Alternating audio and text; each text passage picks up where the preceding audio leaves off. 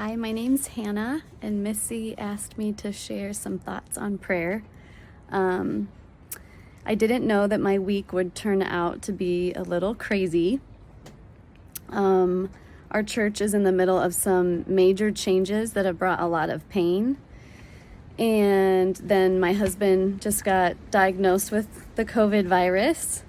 And so we had planned on leaving for vacation this weekend. So we have to postpone our vacation a week. Hopefully it's a postponing and not a canceling. And then my kids came home from school. On top of that, we are in the middle of a huge kitchen remodeling. So I haven't had a working kitchen for a month.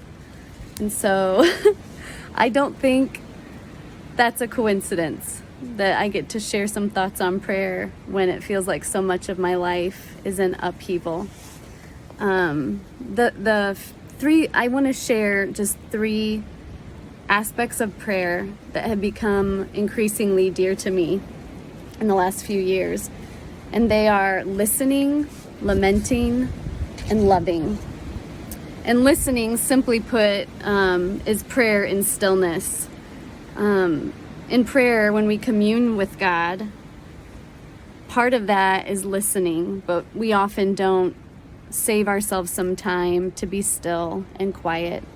So I often, when I seek Jesus in the morning with some coffee on the couch, I try to be sure to still my body and take some deep breaths and just listen. And it's hard work. And I think that I'm learning to do it. It's a practice, right? So the second one is lamenting, and that's prayer and weeping. And I think if the Psalms inform our prayer life at all, we know that our prayer life should include raw, honest prayers wherever we're at, crying out to God in desperation or even groaning. Our hearts are either made harder or softer when we're going through hard things. And I think that lamenting allows us to orient ourselves toward God at a time when we usually don't feel like it. These are really real prayers. These are intimate prayers. And then the third one is loving, and this is prayer in action or prayer on mission.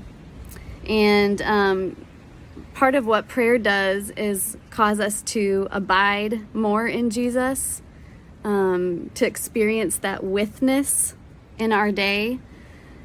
And I think that I can't have this serene, quiet time with Jesus and then leave that time to go into my day with all the interactions and tasks I have, and then totally do that on my own. So I'm learning. This is the one that I'm probably the worst at. I get overwhelmed and stressed. Too much is going on. The day moves too fast, and I forget to have that communion with Jesus in prayer when I'm on the move. Our prayers should be mobile. And I wanted to share, I don't know if any of you are familiar with Keith Green, but we like Keith Green. And he had a song called Make My Life a Prayer to You. And just simply that phrase is what I'm getting at with this third one, this prayer in action. This type of prayer is at the very center of the incarnational work of the body of Christ. So as we are Jesus in our broken world, we're only able to do that through this type of praying with Jesus as we do the work of our hands. So that's all I wanted to share. And because we don't have time for like an actual prayer session together, I did want to give you those few moments of prayer and stillness. So try to relax your shoulders and take long, slow breaths in and out of your nose. And try to relax all your muscles and just be with Jesus and listen to him.